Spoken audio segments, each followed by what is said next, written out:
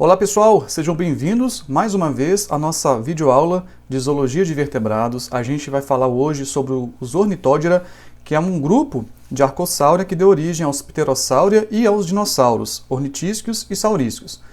Vamos lembrar que nas últimas aulas a gente aprofundou muito o nosso conhecimento sobre a filogenia de Arcosáurea, só que a gente tinha dado foco nos Crocodilomorpha. Então, em Arcosáurea, nós temos dois grupos principais. Obviamente, temos alguns grupos intermediários que já foram extintos, mas dentro de Arcosáurea, nós temos aqui Crurotarsi, que é aquela linhagem que deu origem aos Crocodilomorpha, e hoje nós temos apenas os crocodilianos, que são os remanescentes de toda essa linhagem aqui. E como grupo irmão de Crurotarsi, a gente tem aqui os Ornithodira. Ornithodira também é tratado como sinônimo de ave metatarsália, então depende muito aí da classificação que a gente vai utilizar. Esses Ornithodira deram origem aos Pterosáurea e como grupo irmão de Pterosáurea que nós temos os Dinossáurea, tá bom? Dentro do grupo Dinossáurea a gente tem aí duas ramificações principais que são os Ornitisquia, que em geral são os dinossauros quadrúpedes, né, de grande porte, e os saurísquios, que são os animais que lá na frente, na evolução desse grupo, vai dar origem às aves. Então a gente já sabe que as aves são basicamente um grupo bastante derivado de dinossauros saurísquios. Essa mesma filogenia também já foi apresentada, né, reforçando aqui a filogenia de Arcosáurea como os dois grupos, né, internos aqui, olha, os Ave metatarsalia e os Crurotarsi. Então lembrando que os Crurotarsi deram origem aos Crocodilomorpha, além de outros agrupamentos que nós já discutimos na última videoaula. Como o nosso foco na aula de hoje são os Ave metatarsalia ou Ornithodira, a gente vai dar ênfase aqui agora nessa região da árvore que está destacada em azul. Então, dentro de Ave metatarsalia, a gente tem aí, olha, três representantes principais, além de alguns grupos intermediários, mas nós temos aqui os Pterosáurea e os dinossauros, Saurísquia e Ornitisquia. Lembrando que dentro de Saurísquia a gente vai ter uma linhagem, uma ramificação que vai dar origem às aves.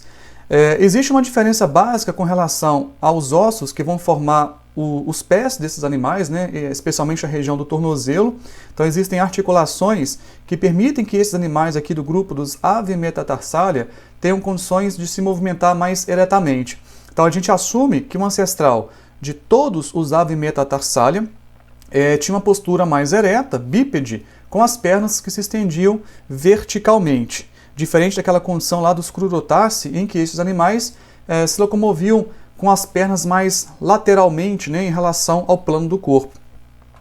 E vale destacar também que na linhagem desse grupo aqui, dos Ave metatarsalia, a gente pode observar duas características que são bem interessantes que evoluíram de maneira independente nessas linhagens, como por exemplo a presença de penas e de outras estruturas filamentosas que se chamam picnofibras, que tem nesse caso, essas picnofibras têm uma função de isolamento, enfim, a gente vai falar um pouquinho sobre elas daqui a pouquinho, mas também a presença de voo. Então, dentro desse grupo aqui destacado em azul, o voo surgiu de maneira independente em Pterosáurea e em dinossauros saurísquios e as aves como representantes atuais dessa linhagem aqui, tá? Eu queria só destacar também naquela filogenia anterior, só voltando aqui, olha, que assim como eu falei que os crocodilianos são os únicos remanescentes da linhagem de Crurotarsi, as aves são também, da mesma maneira, os únicos remanescentes da linhagem de dinossauros. E aí vocês podem observar nessa filogenia aqui, olha, que o grupo dos Pterosáurea, Ornitisquia e Saurísquia, exceto as aves, foram extintas há cerca de 65 milhões de anos atrás, né, naquele evento de extinção em massa que ocorreu entre as eras Mesozoica e Cenozoica, né? Mais especificamente entre os períodos Cretáceo e Terciário. Tá bom? A gente vai falar um pouco sobre as hipóteses que tentam explicar o motivo pelo qual estes animais foram extintos há mais ou menos aí 65 milhões de anos.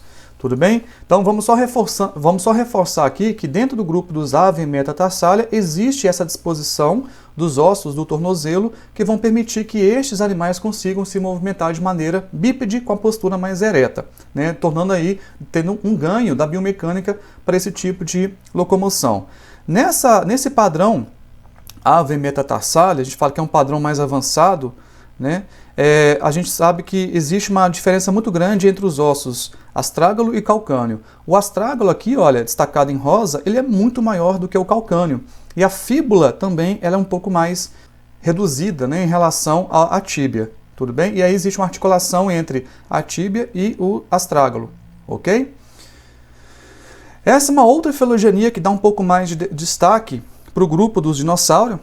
Mas vamos lembrar então que dentro dos arcossauros aqui nós temos os Pseudosúquia ou o Crurotácea, então depende muito aqui da classificação do nível hierárquico que a gente está trabalhando, mas Pseudosúquia aqui são os crocodilianos, e o grupo dos Avemetatarsalia, que é o que nos interessa na aula de hoje, né? E aí Ornithodira seria um grupo menos inclusivo de Avemetatarsalia, excluindo aqui esse grupo mais basal de Aphanosauria. A gente vai dar mais ênfase ao grupo dos Dinossauria, incluindo aqui os Ornitisquia e os Saurisquios, tá?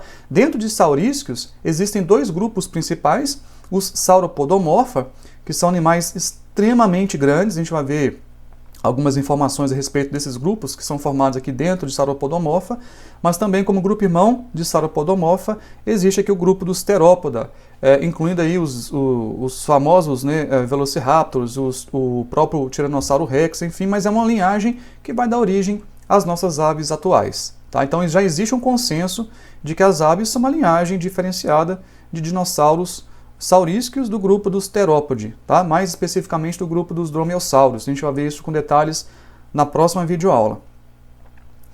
Eu vou começar a falar sobre os Pterossauria, que é um grupo bem interessante, muita gente conhece, né, em razão de que esses animais já foram representados em vários filmes e muitas crianças adoram os pterodáctilos, por exemplo, mas essencialmente eles são conhecidos como os répteis voadores. Então, existe uma espécie que já foi o maior réptil voador que existiu na face da Terra, né? Este Quetzalcoatlus, esse animal aqui deste tamanho, né? Então, já existia uma grande variação de tamanho entre os pterossauros. A gente tinha animais lá que tinham um tamanho semelhante a de um pardal, aproximadamente, mas também havia animais com cerca de 13 metros de envergadura das asas. E aí, esse Quetzalcoatlus é um exemplar destes animais que eram extremamente avantajados, aliás. Apresentava um quarto dedo muito alongado, né, e esse quarto dedo sustentava a asa dos Pterossauria, e essa asa basicamente era uma membrana, uma peça única formada por pele e vasos sanguíneos, né, além de outras estruturas que davam mais resistência às asas durante o voo. Existe uma discussão a respeito da qualidade desse voo. Para muitos paleontólogos, os pterossauros frequentemente praticavam ou executavam o voo planado, né, e não o voo batido. Então existe uma discussão a respeito se realmente eles eram essencialmente planadores ou se eles realmente executavam o voo batido. Essa é uma discussão que existe. Mas o fato é que existem várias outras características que estão adaptadas ao voo, assim como a gente também pode encontrar nas aves. A gente vai fazer uma breve discussão, uma grande discussão nas próximas videoaulas quando a gente for falar das especializações das aves. Mas a gente, por enquanto, vai falar de toda essa história da evolução no grupo dos dinossauros até chegar na linhagem das aves atuais. Então, estes animais já apresentavam ossos pneumáticos. Essa pneumaticidade era bastante difundida dentro do grupo dos Pterossauria. Como eram essencialmente voadores, esses ossos eles tinham que apresentar uma certa leveza. Então, esses ossos pneumáticos, que são cavidades ocas no interior dos ossos, davam uma certa leveza para o esqueleto destes animais. Como eram voadores, apresentavam um externo nessa região aqui do peito, bastante desenvolvido, só que o externo não era quilhado, não apresentava uma quilha, como as aves atuais apresentam. E, da mesma maneira, apresentavam vestígios de estruturas isolantes, que são chamados de picnofibras. Essas picnofibras davam um aspecto de uma pelagem, semelhante a pelos mesmo, então davam um aspecto de pelo. Então dá para ver aqui nessa imagem, olha, que este animal tem um pescoço, parece que está com pelo, tá? E para muitos autores essas picnofibras seriam homólogas às penas, né, das aves, mas isso aí também é um assunto bastante polêmico. Então esse Quetzalcoatlus foi talvez, provavelmente, o maior réptil voador que já existiu na Terra, né? E infelizmente ele desapareceu junto com os outros pterossauros e os dinossauros durante a extinção do Cretáceo e Terciário. Infelizmente, seria muito interessante a gente poder encontrar esse animal aqui, né, atualmente. Imagina, só para reforçar essa questão do tamanho corporal, porque a gente vai ver que ao longo da evolução deste grupo de ave metatarsália, mas especialmente em dinossáuro, existe uma tendência ao gigantismo, né? Você tem animais extremamente grandes, que hoje a gente não encontra mais, certo? Então são dimensões que não são encontradas em nenhum outro organismo vivente. Então, aqui para vocês terem uma ideia do Quetzalcoatlus northrop, este é um animal que vivia na América do Norte, no Cretáceo superior, e ele podia ter proporções gigantescas, né? Você tinha uma envergadura de asas ali que poderia chegar até mais de 10 metros de comprimento. Obviamente havia outras espécies de Quetzalcoatlus, né, que tinham um tamanho corporal um pouco menor do que o northrop, mas essas espécies elas chamavam atenção de fato pelo seu tamanho avantajado.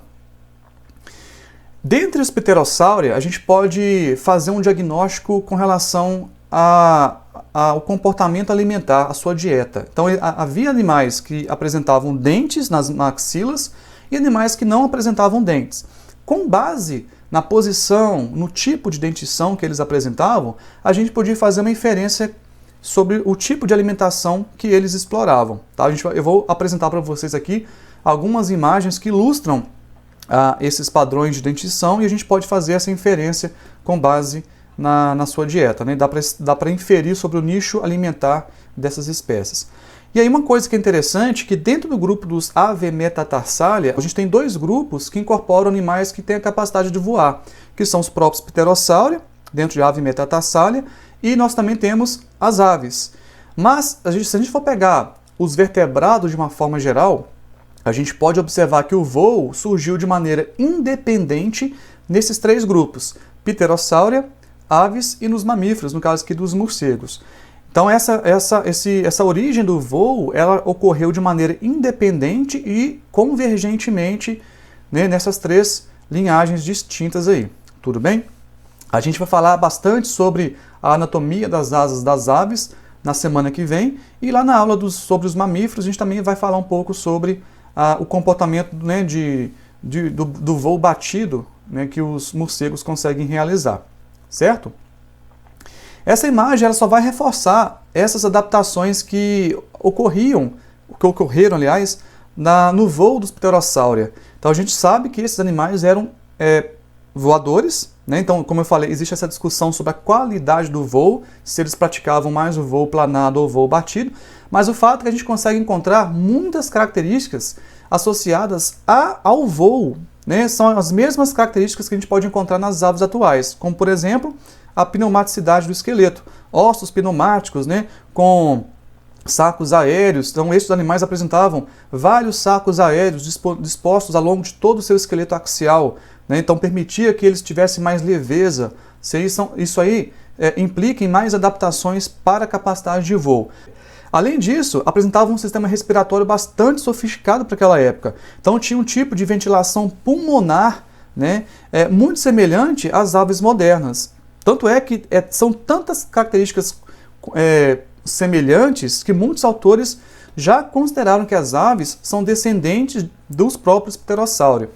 Mas vamos lembrar que esse grupo aqui, ele surgiu muito antes do grupo das aves, então eles conquistaram o voo há muito mais tempo do que as próprias aves. Por isso que a gente fala que esse voo ocorreu em momentos diferentes de maneira independente.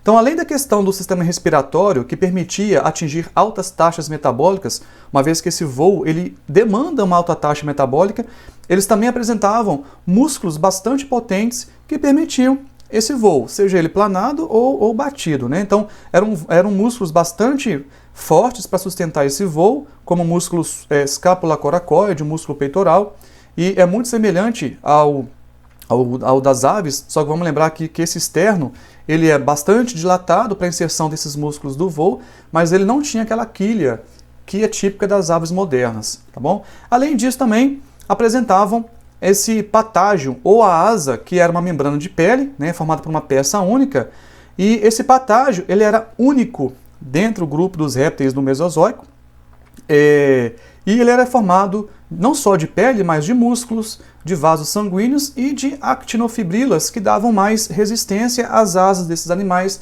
durante o voo. Em Pteranodon sternbergi, suspeita-se que havia um dimorfismo sexual, né? Então você tem ali os machos geralmente maiores que as fêmeas, né? Cujas envergaduras das asas poderiam atingir 6 metros nos machos e a cerca de 4,5 metros a 5 metros nas fêmeas. Tá? E o macho poderia ter aí cerca de 20 quilos aproximadamente. Então, aqui só para reforçar algumas dessas adaptações do voo em Pterossauria, que já são adaptações encontradas nas próprias aves.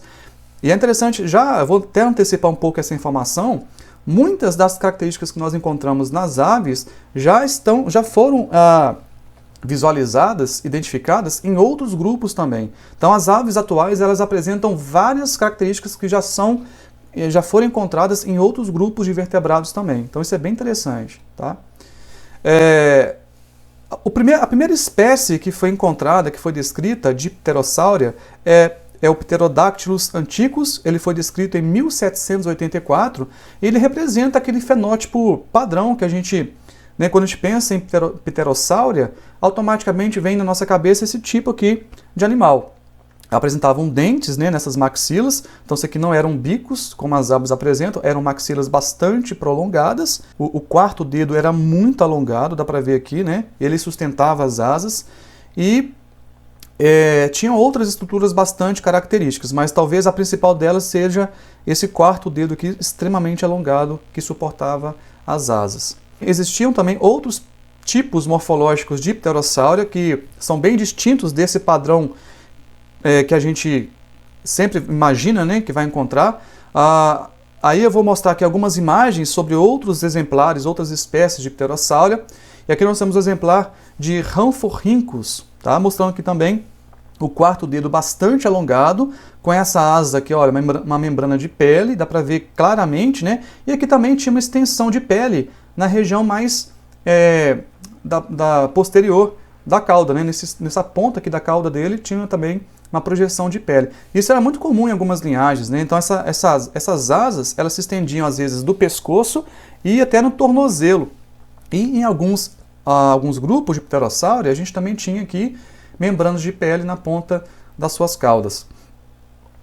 Esse é um Pteranodon, é o do mesmo gênero que eu apresentei antes, daquela figura com as adaptações, né? Tinha essas projeções cefálicas aqui na região da cabeça, em cima das órbitas. Então eram animais bem interessantes, lembrando que o esqueleto axial tinha também cavidades, né? São os ossos pneumáticos.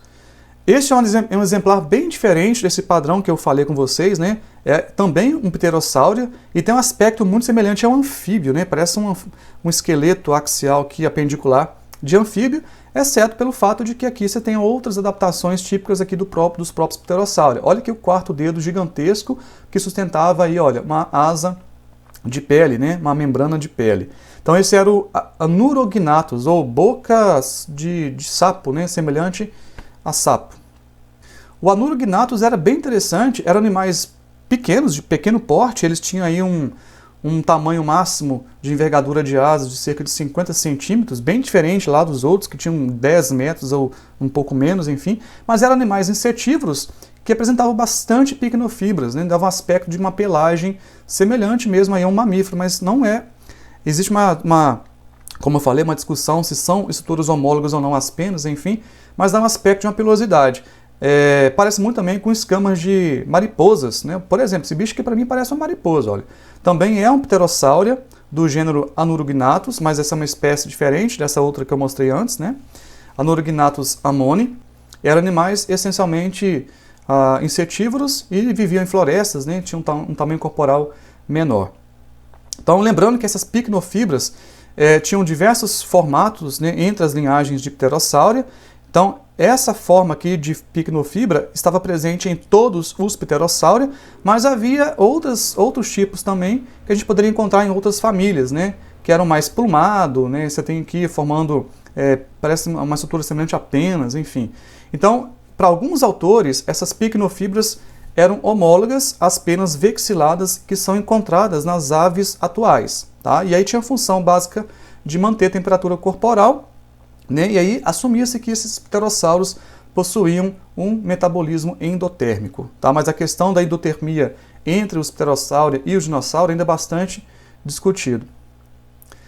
Este é um representante de um pterodáustro, uma espécie bem interessante, né, com as maxilas muito prolongadas e tinha um padrão de dentição bem diferente, que eu vou mostrar para vocês. É uma espécie que vivia aqui na América do Sul.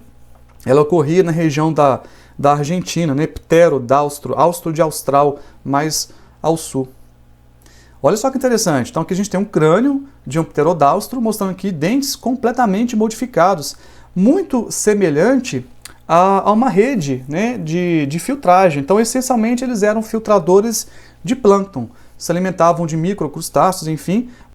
Então, aqui só para ilustrar de novo, né, outras ilustrações dos pterodáustro, mostrando aqui essa região das maxilas bastante prolongadas, né, formando aqui uma pinça na região mais anterior. E aí, esses dentes, né, eram mais de 1000 conjuntos de dentes filamentosos, que basicamente tinha o formato de um pente ou de uma escova, que dava a capacidade aí de filtrar o plâncton na água. Então eram animais que viviam ali próximos aos costões rochosos, né, no ambiente marinho, enfim, e eram capazes de voar para capturar suas presas no mar.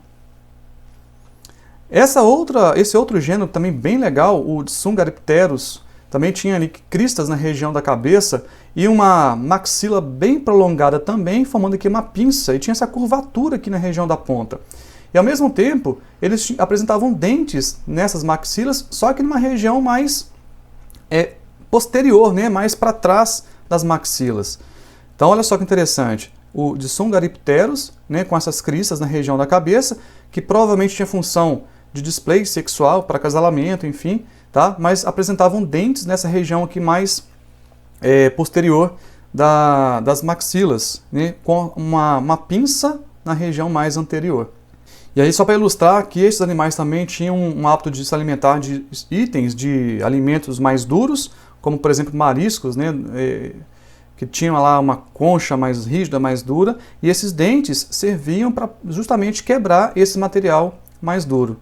Olha que interessante, né? As picnofibras dando esse aspecto de uma pelagem semelhante a de um mamífero, né? Mas não são pelos, né? Não tem nenhuma relação com a pelosidade de mamífero, só parece um pouco. E aqui é só para ilustrar o holótipo do Tsungaripterus, que está exposto no Museu Paleozoológico da China. Então este animal ele foi encontrado em depósitos da China, obviamente aqui não foi encontrado um esqueleto completo, mas dá para ver aqui os ossos que vão formar todo o esqueleto desse animal, né? Então é um esqueleto incompleto, mas o crânio foi encontrado praticamente completo. Aqui no Brasil nós também temos alguns exemplares, aqui eu vou ilustrar talvez um dos mais famosos, que é o Thalassodromeus seti. Ele foi encontrado na bacia do Araripe, no Ceará, que é uma grande jazida fossilífera no Brasil. Então, se vocês querem estudar um pouco dessa parte de paleontologia, querem fazer uma visita em loco para encontrar, né, para conhecer os fósseis, essa é uma região bem interessante do Brasil, porque ele é considerado no mundo, né, uma das grandes jazidas fossilíferas.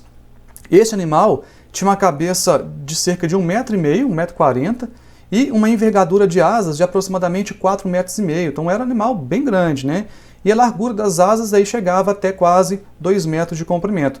Ele era considerado o corredor dos mares, né? Então ele foi encontrado aqui na bacia do Araripe, na região do Ceará. Agora a gente vai começar a falar sobre o grupo dos dinossauria. A gente vai deixar os pterossauria para trás. Então vamos lembrar, né? Muita gente confunde, acha que pterossauro é dinossauro. Não são a mesma coisa. São duas linhagens distintas dentro de ave metatarsália. Então pterossauria é o grupo irmão, né, de dinossauria, certo? Em dinossauria, que incluem aí duas principais linhagens, os Ornithischia e os Saurischia, a gente pode observar duas tendências gerais no grupo, que estão associadas ao aumento da eficiência locomotora. Quais são essas tendências? Primeiro, deslocamento dos membros para debaixo do corpo, então aquela posição mais ereta, né, cujos membros posteriores estão posicionados mais verticalmente, né, em relação ao corpo. E também ao bipedalismo. Então essas duas tendências, elas são bastante difundidas ao longo das duas linhagens de dinossauria. E aqui eu vou utilizar o Euparkeria, que seria um representante mais basal de Archosaurus, que mostra essa linhagem transicional. Nesses animais mais basais, o húmero e o fêmur eram mantidos horizontalmente ao lado do corpo. Então vocês podem ver nessa imagem que se nós estivéssemos vendo esse animal de frente, o fêmur dele é posicionado mais lateralmente, mais horizontalmente, né? Lateralmente aqui, olha, nessa região do corpo, tá? Nesse caso, o cotovelo e o joelho eram dobrados em um ângulo reto. Já no grupo dos dinossauros, e aí em especial nos sauríscos, onde o bipedalismo foi muito mais difundido, embora você tenha também representantes quadrúpedes dentro de Sauríscia, mas alguns autores sugerem que a forma ancestral era bípede. Aliás, para todos os dinossauros, existem muitos paleontólogos que reforçam a ideia de que o ancestral de todos os dinossauros era bípede, né? Tanto é que isso pode ser, talvez, evidenciado pelo fato de que, até mesmo nos animais quadrúpedes, os membros posteriores são bem mais longos, bem maiores que os membros anteriores, né? Então, os membros posteriores são maiores que os membros anteriores, dando uma ideia de que essa locomoção quadrúpede foi uma reversão, né? Toda a linhagem de dinossauro descende de um ancestral que era bípede e que, secundariamente, algumas linhagens voltaram para a condição quadrúpede. Mas essa tendência ao bipedalismo é muito mais difundida no grupo do saurísco. E nesses animais, a gente observa uma diferença em relação à posição do fêmur, né? Então o fêmur ele está mais posicionado verticalmente, né? Colocando aqui os membros posicionados mais verticalmente, na região mais baixa aqui do corpo. A gente vai discutir agora alguns desses padrões, né, dos ossos da pelve, dos Archosaura, fazendo essa distinção entre o modo mais basal, mais primitivo, e como que a gente pode observar no grupo dos sauríscos e ornitíscos. Mas o fato é que houve uma tendência ao bipedalismo de uma forma geral. Aqui é aquela mesma condição que a gente acabou de ver de um Archosaura primitivo, em que o fêmur está posicionado horizontalmente em relação ao corpo. No caso aqui da letra B, a gente tem uma condição, um padrão de articulação da pelve, né, ou de ossos pélvicos, em dinossauros sauríscos, como exemplo aqui o Ceratosaurus. Vocês podem ver que o pubis e o isquio são bem distantes um do outro. Houve um deslocamento mais cranial do pubis, ou seja, ele foi direcionado um pouco mais para frente, e aí você tem inserção de músculos pubofemorais, né, que vão causar a protração dos membros, e músculos isquiofemorais que vão promover a retração desses músculos. Então, o pubis ele foi rotacionado para frente numa orientação mais cranial, né? Então ele está distante aqui do isquio. Então essa é a condição básica dos dinossauros saurísquios. E nos dinossauros ornitíscos, basicamente a diferença também está associada com a posição do pubis em relação ao isquio. Nos ornitíscos, percebam o seguinte, que o pubis ele está posicionado quase que paralelamente aqui, olha, ao isquio. E nesse caso, a protração do membro posterior ele vai ser promovido pela movimentação do músculo que está conectado entre o ilho e o fêmur, né? Diferente ali dos sauríscos, que é promovido pelo músculo pubofemoral, né? Então esse músculo está conectado entre o pubis e o fêmur. Nos ornitisca, a protração dos membros é promovida pelo músculo que está conectado entre o ilho e o fêmur. Dentre os ornitisca, tem uma condição um pouco diferente.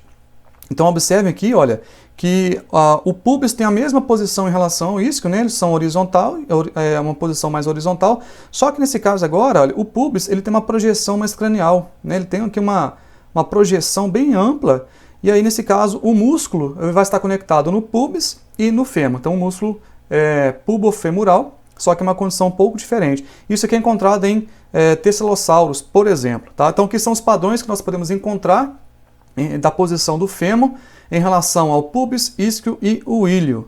Então aqui só quis fazer uma breve revisão dos aspectos funcionais da pelve nos Archosaura. E a gente consegue diferenciar ornitísca de saurísca com base na posição dos ossos do pubis e do isquio. E aí uma pergunta que é interessante que eu quero fazer para vocês. Qual que seria a importância desse bipedalismo nos grupos de dinossauros? Imagina o seguinte, os animais que são quadrúpedes utilizam os 4 membros para locomoção, não é verdade? Imagine quando o animal agora tem 2 membros disponíveis para executar outras atividades. No caso aqui dos animais bípedes, eles são capazes de utilizar os seus membros peitorais, os membros anteriores, para executar outras atividades. Nesse caso, eles podem explorar novas zonas adaptativas, novos nichos ecológicos. Tanto é que no grupo dos Theropoda, dentro de Saurischia, muitos desses dinossauros eles utilizam seus membros anteriores para poder caçar suas presas. Os dinossauros são bastante conhecidos, ainda mais que fazem parte da cultura pop. E quando se fala em estudos paleontológicos, o primeiro grupo que vem à cabeça são os próprios dinossauros. E são animais que foram muito representativos no Mesozoico, especialmente aqui no Jurássico e o Cretáceo. E vamos pensar aqui, olha, vamos perceber que nessa filogenia, todas as linhagens de Pterossauria e de dinossauros, exceto aves, foram extintas nessa linha que representa a extinção que ocorreu entre o finalzinho do Cretáceo e o Terciário há 65 milhões de anos. Então percebam que essas barras, elas são interrompidas nessa linha aqui que representa o período de 65 milhões de anos atrás, com exceção das aves, que são os únicos representantes dos dinossauros que estão vivos até hoje, certo? Então este grupo Dinossauria, ele é representado por duas linhagens distintas, os Ornithischia à esquerda e os Saurischia à direita, e a gente pode apontar algumas sinapomorfias para esse grupo. Por exemplo, o pescoço em forma de um S, e para todos estes animais, os membros posteriores são sempre maiores que os anteriores. Lá na evolução das aves, a gente vai ver um pouco de variação em relação a esse padrão, mas geralmente os membros posteriores são maiores que os membros anteriores, e os anteriores, em geral, não têm metade do comprimento dos membros posteriores, tá? Mas a gente pode falar que existe esse padrão aqui. O quarto dedo é reduzido nessas linhagens, e existe uma perfuração na região da cintura pélvica, chamada de acetábulo, que é perfurado. Eu vou só reforçar a principal característica que a gente pode usar para fazer um diagnóstico entre um sauríschio e um ornitísquio. Então, lembrando que nos saurísquios, o pubis ele é orientado perpendicularmente em relação ao isquio. Ele está rotacionado mais cranialmente, então ele está mais voltado para frente, né? Se a gente for pensar entre esses dois ossos aqui, existe um ângulo, né, de 90 graus aproximadamente. Então ele está orientado no plano perpendicular em relação ao isquio. Então essa é a cintura pélvica de um sauríschio. Dá para ver aqui nesse esqueleto, né? Então você tem aqui o pubis, que tem uma orientação perpendicular em relação ao isquio, tá? E o acetábulo está aqui, olha, essa região que é perfurada. No caso dos Ornithischia, percebam claramente que o pubis está paralelamente orientado em relação ao isquio, né? Então, no caso aqui dos saurísquios, olha, o pubis está para frente. O pubis dos Ornithischia está voltado para trás desses animais. Então, dá para ver aqui, ó, o pubis voltado para trás. Eu entendo que isso aqui está quebrado, né? Mas o pubis aqui está orientado para trás, esse aqui seria o isquio, né? O acetábulo está aqui nessa região, e aqui é o ilho, né? Esse aqui é a região do ilho. Tá? Então essa seria a principal distinção ou a principal característica que a gente pode utilizar para diferenciar a cintura pélvica entre um sauríschio e um ornitísquio. Reforçando ainda mais, né? Então essa aqui é a cintura pélvica de um sauríschio, representada aqui por um Allosaurus. Então dá para ver os ossos da cintura pélvica, o pubis voltado para frente, numa orientação perpendicular ao isquio, né? Esse aqui é o ilho, a placa ilíaca que está conectada aqui à coluna vertebral. Por que chama sauríschio? Né? Sauro de réptil, né? E aí é uma cintura ou bacia de lagarto. Então são animais que têm uma bacia típica de um lagarto.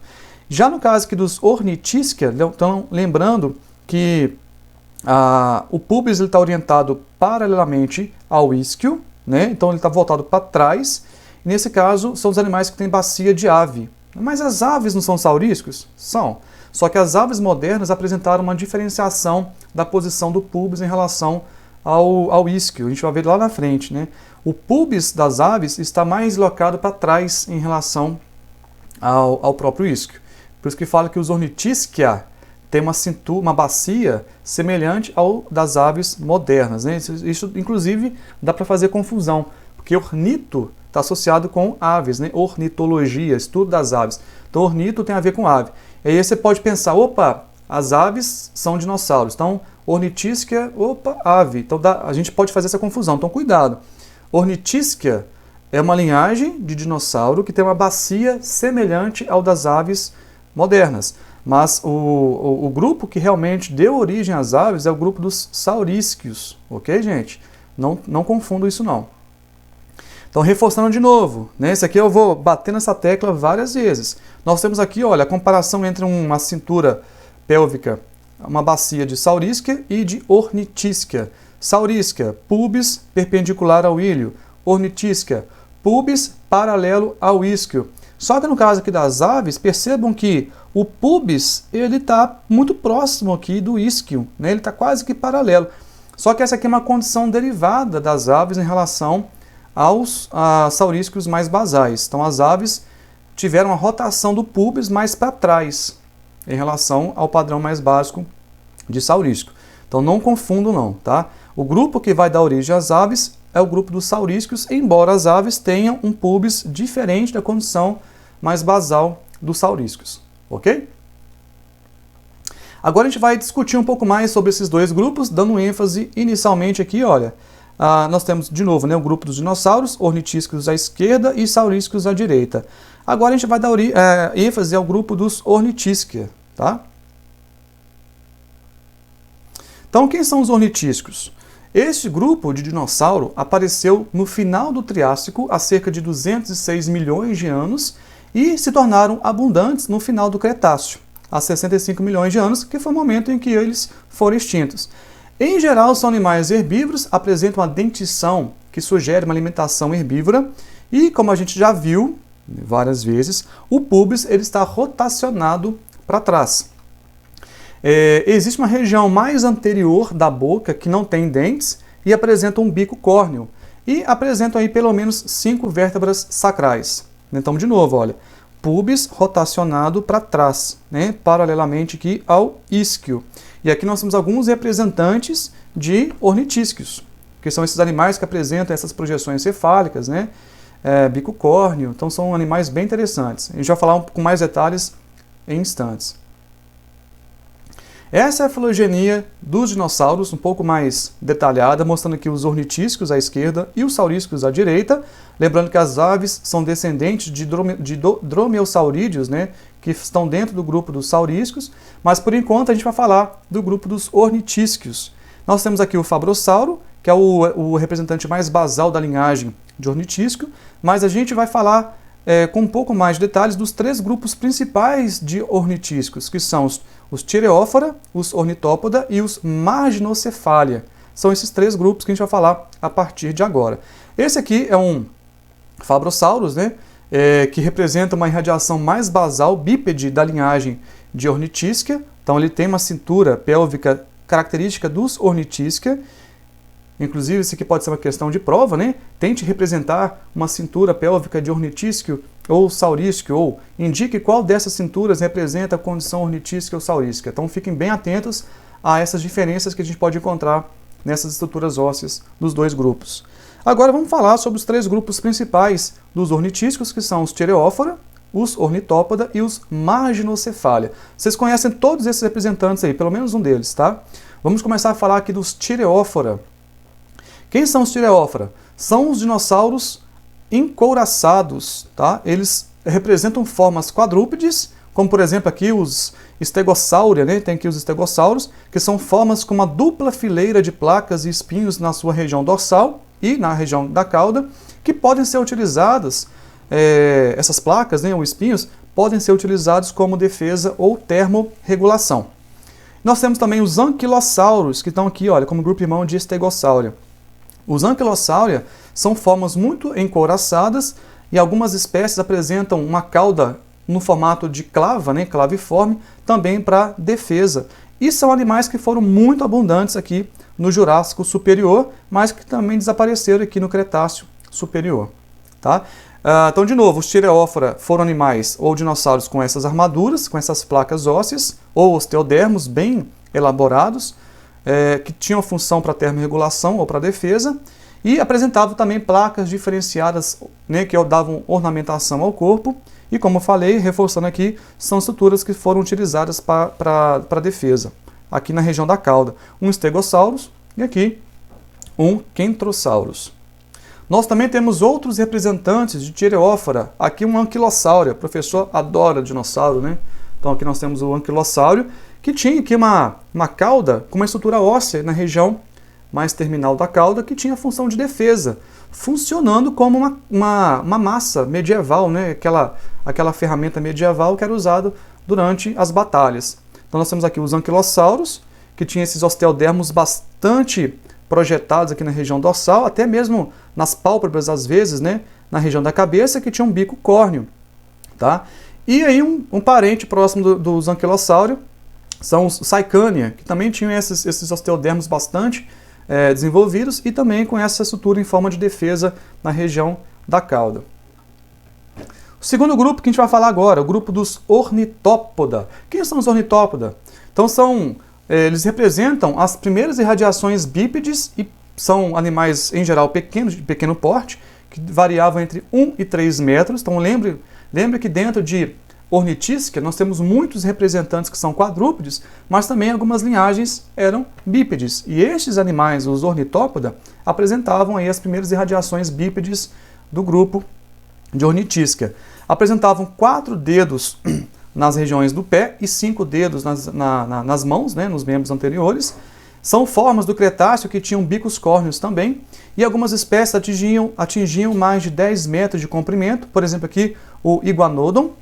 E em muitas espécies havia um osso nasal bastante modificado em estruturas aparentemente bizarras, como cristas, né? E acreditava-se que essas estruturas estavam ligadas ao display sexual, né? Exibição visual e também à vocalização. Então nós temos aqui o grupo dos ornitópoda, incluindo aqui os Heterodontosauridae, né? Além de outras ramificações aqui, incluindo os Iguanodontes, tá? E os Hadrosauridae. Então esse aqui é o Iguanodon, é um animal que tinha um porte relativamente grande. Este é um esqueleto encontrado no sedimento, acho que da América do Norte, se não estiver enganado, né? Mas aqui é um Iguanodon. O Ouranosaurus apresentava aqui, olha, espinhos neurais das vértebras bastante prolongados, formando aqui uma vela, que provavelmente também tinha aqui uma função de termorregulação, né, do corpo dos animais. Aqui um bico córneo, né, semelhante a um bico de uma ave, enfim. Esse é um esqueleto, uma reconstituição do esqueleto de um Ouranosaurus, né? Então dá para ver aqui, olha, os arcos neurais bem projetados dorsalmente, né, formando aqui, sustentando uma vela, essa crista ao longo do corpo. Olha que interessante, né? Então aqui são cristas neurais das vértebras deste animal que sustentava essa vela. O crânio, em geral, pequeno em relação ao corpo. E dentro dos ornitópoda nós temos um grupo chamado de Hadrosauridae, que são os dinossauros bico de pato, também bastante característicos e que inclusive já foram representados no filme do Jurassic Park, né? Mas enfim, dentre os Hadrosauridae, nós temos aí 3 linhagens principais, que são 3 subfamílias. Os Hadrosaurini, que são os Hadrosauria com cabeça mais achatada. Nós temos os Lambeosaurini, que são os Hadrosauria com crista mais sólida. E por fim, o grupo dos Saurolophini, que são os Hadrosauria com uma crista oca. Eu acho que foram esses aqui que foram representados no filme Jurassic Park, se não estiver enganado. Tá? Então essa é uma ilustração de um Hadrosaurus, tinha esse bico córneo aqui. Tá? Interessante que os hadrosáurios, os representantes de Hadrosauridae, apresentavam um bico córneo aqui na região mais na ponta aqui das maxilas, mas ao mesmo tempo apresentavam fileiras de dentes, né, que eram utilizados para poder mastigar o seu alimento. Eram dentes com uma coroa mais achatada, enfim, mas que tinha a função de mastigação, como se fossem molares, né, propriamente ditos. Tá? Legal, né? Tem um bico córneo, mas ao mesmo tempo tem uma dentição numa região mais no fundo aqui das maxilas. E este é um Parasaurolophus, que representava um hadrosaurídeo de crista oca, né? Bem interessante também. Aqui a gente tem a reconstituição do esqueleto desse Parasaurolophus, mostrando aqui essa projeção cefálica, né? Que é bem característica destes animais.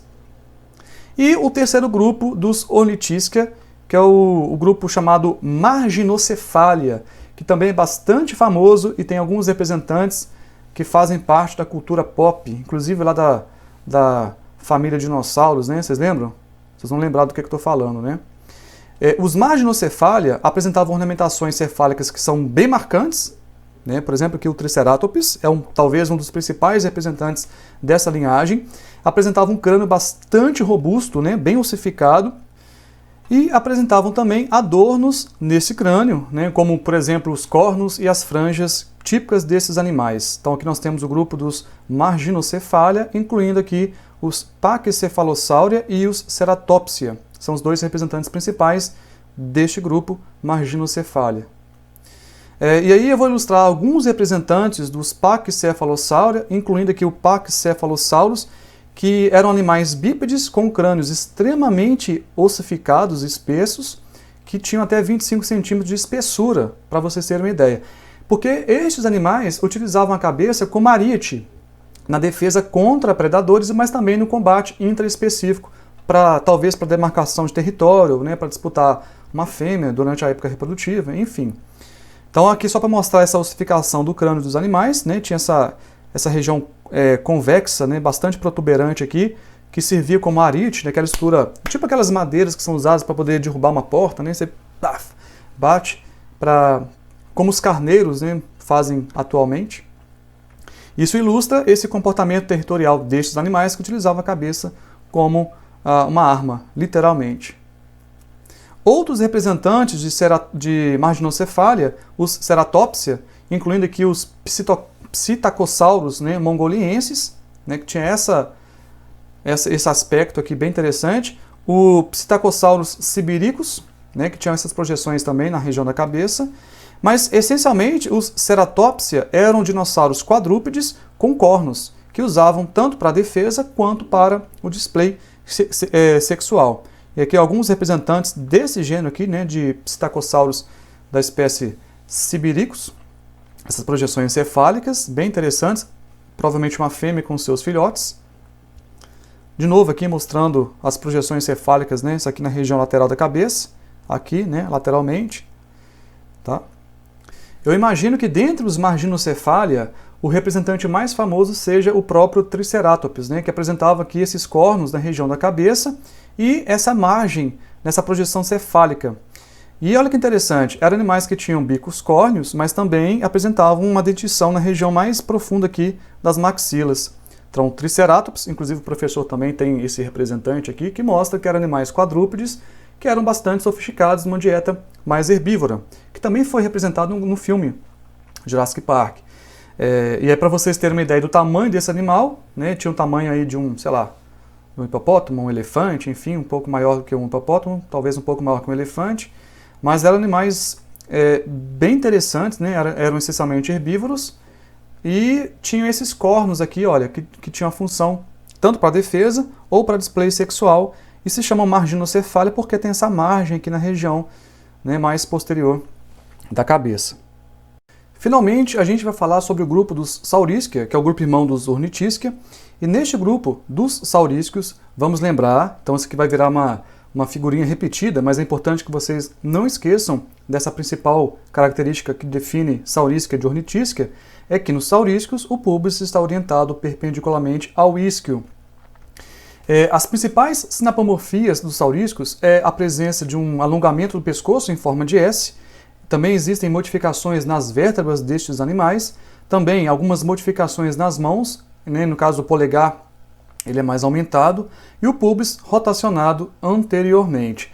Essa linhagem ela vai dar origem a animais que têm uma locomoção tanto quadrúpede quanto bípede.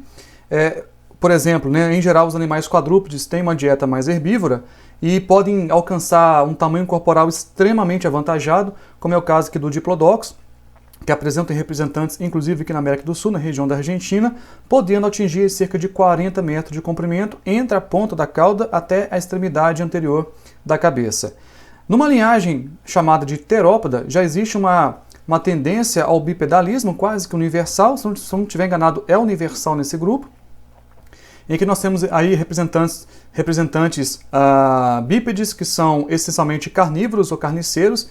Nós temos aí os tiranossauros, né, como talvez os mais conhecidos, mas também os dromeossauros, representados aí pelos velociraptors e os deinonychus, que são animais que conseguem já utilizar os seus membros anteriores para a predação.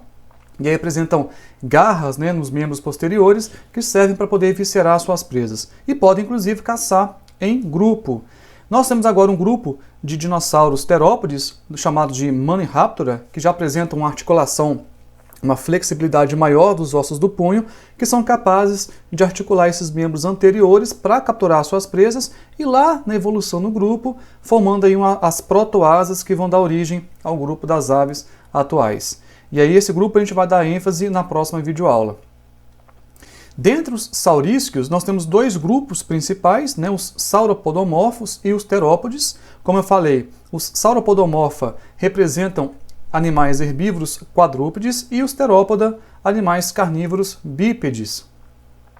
Os sauropodomorfa, a gente pode ver aqui nessa base da árvore de saurísquia, então nós temos aqui o sauropodomorfa e grupo irmão, né, formando o grupo irmão de terópoda. Então, os sauropodomorfa estão representados pelos prosaurópoda e pelos saurópoda. Surgiram no Triássico Superior há 205 milhões de anos e também desapareceram no finalzinho do Cretáceo. Como eu falei, são herbívoros quadrúpedes que podem atingir tamanhos corporais excepcionalmente grandes. São os apatossauros, diplodocos, braquiossauros e camarassauros. Apresentam um crânio bastante pequeno em comparação com o restante do corpo, uma dentição também bem especializada e uma cauda bastante prolongada. Como alguns representantes dessa linhagem, nós temos aqui os plateussauros, né, que é a reconstituição do esqueleto do plateussauros, mostrando um pescoço em forma de um S, uma cabeça mais reduzida, né, uma cauda mais alongada. Mais um representante de plateussauros, o esqueleto, né, deste animal, também mostrando esse crânio mais reduzido, um pescoço aqui em forma de S. E nós temos aqui o Diplodocus, que talvez tenha sido o maior animal vertebrado que já pisou no planeta. Então ele é de fato o animal que teve maior porte corporal já registrado na história da evolução dos vertebrados, podendo atingir aí mais de 40 metros de comprimento, de acordo com alguns paleontólogos. E aqui só para vocês terem uma ideia das proporções do corpo desses animais, é que a gente faz uma comparação com a pessoa adulta, né, e aqui nós temos um Tyrannosaurus, né, e aqui um Diplodocus. Né, então dá para ver que esse animal é realmente bastante robusto. Aqui é a reconstituição do esqueleto de um Diplodocus, mostrando que realmente é um animal muito grande, né? Um pescoço muito alongado em forma de um S, uma cauda ainda muito mais alongada.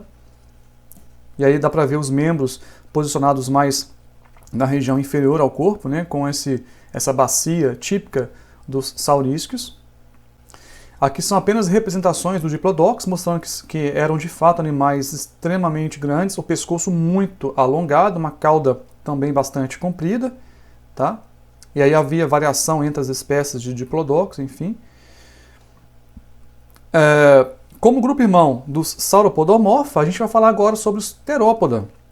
Quem são os Terópoda? É toda essa linhagem que eu estou destacando aqui em azul, incluindo, né, os Ceratosauria, os Tetanuri, que vão dar origem aí aos dromeossauros, né? E aí tem uma linhagem importante que é chamada de Maniraptora ou Maniraptora, que são aqueles dinossauros saurísquicos com uma capacidade maior de movimentação dos ossos do punho. E aí são animais que usam seus membros peitorais, né, os seus braços, por exemplo, para predar suas presas, e são essa linhagem aqui, em particular, que vão dar origem às aves, que são os únicos remanescentes de toda a linhagem de dinossauro.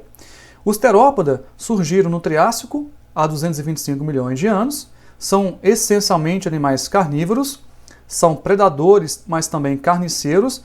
Em geral, os animais de grande porte, como os tiranossauros, por exemplo, são solitários, mas os de menor porte, né, os animais de menor porte, poderiam formar grupos sociais, né, inclusive predar, caçar em grupo.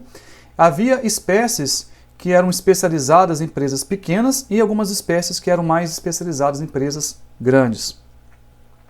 E aí nós temos um exemplar da família Tyrannosauridae, que é o Tyrannosaurus rex, que eram predadores de grande porte que atacavam suas presas de grande porte usando suas maxilas como arma.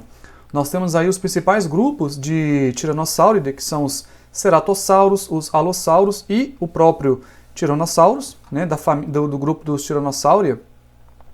E aí a reconstituição do esqueleto dos tiranossauros, que mostram que eram realmente animais bastante robustos, né, com membros bastante ossificados. Olha o tamanho do crânio desse animal, né? Diferente lá do Diplodocus, que tinha um crânio menor em relação ao corpo, nesse caso aqui não, como eram animais que caçavam, né, tinham que predar sua presa utilizando as maxilas, então são maxilas bastante aqui robustas, com dentes pontiagudos. Mais um exemplar, mostrando aqui um crânio típico dos diapsídeos e dentes bastante pontiagudos, porque tem um hábito de predação. Esse é o Allosaurus, parente do Tyrannosaurus.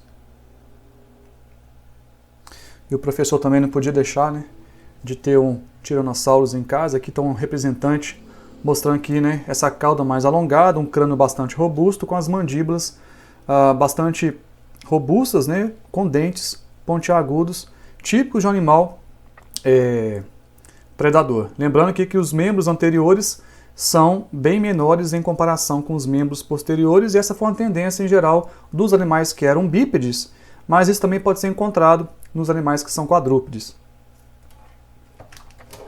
Mais uma reconstituição, né, do esqueleto de um Tyrannosauridae. Tá?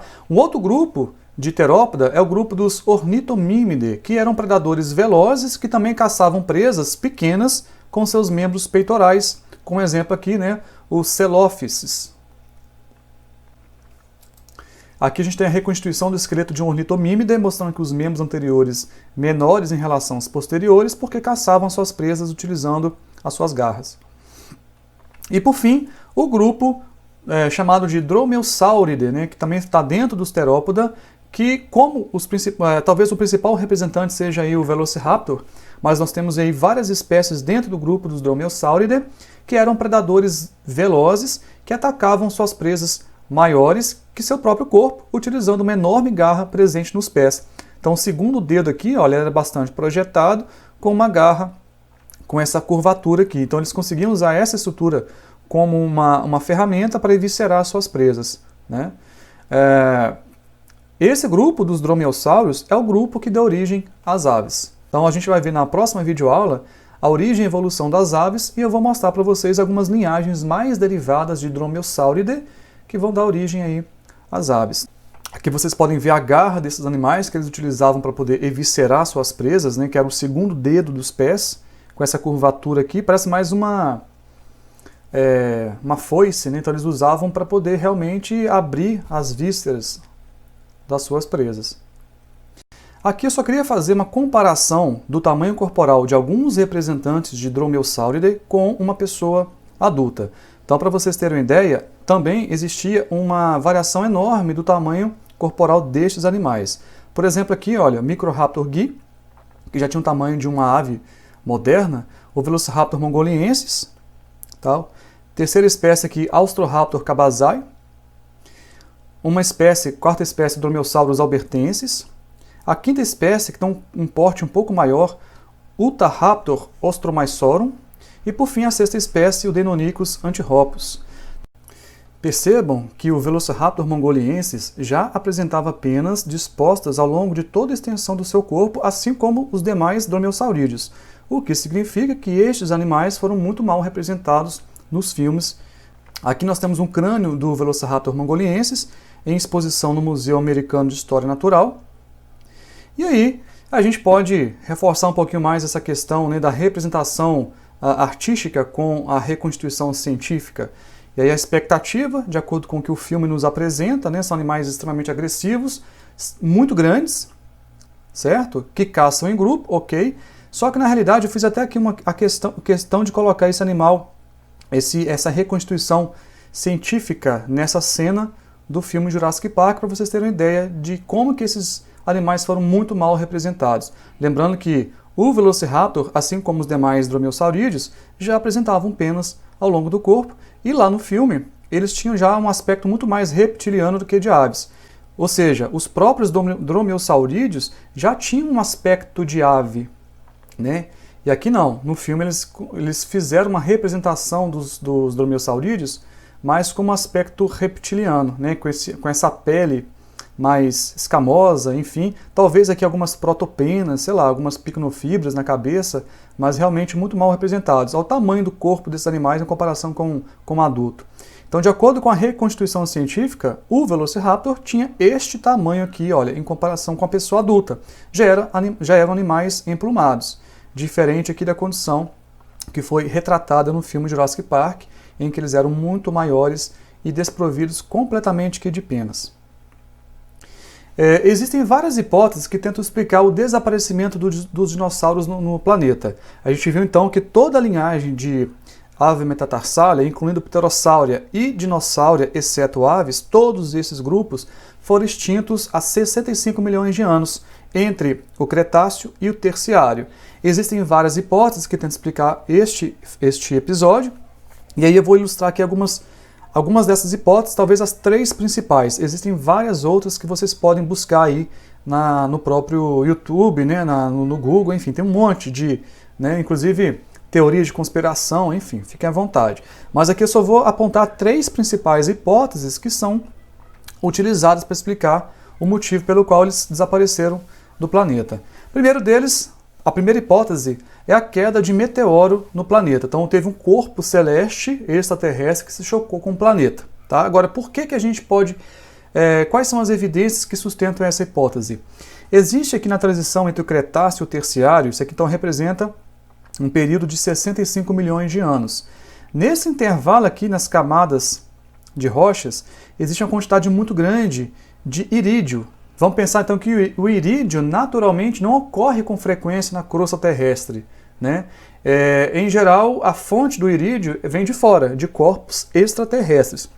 Então, como que nessa transição a gente consegue medir uma quantidade muito grande de teor de irídio? Muito provavelmente isso aqui pode ter origem extraterrestre, o que coincide com o evento de um choque de um meteoro no nosso planeta. Tá? Então isso aqui é uma evidência para a gente poder justificar o evento do meteoro. E além disso, existe uma depressão na península de Yucatán, no México, que coincide com uma área que sofreu um impacto muito grande de meteoros. A segunda hipótese que é utilizada para explicar o desaparecimento dos dinossauros está associada com a erupção de um supervulcão lá na Índia Central, numa região específica chamada de Trapes do Deccan, que é uma cadeia de rochas vulcânicas que tem muitos quilômetros de espessura.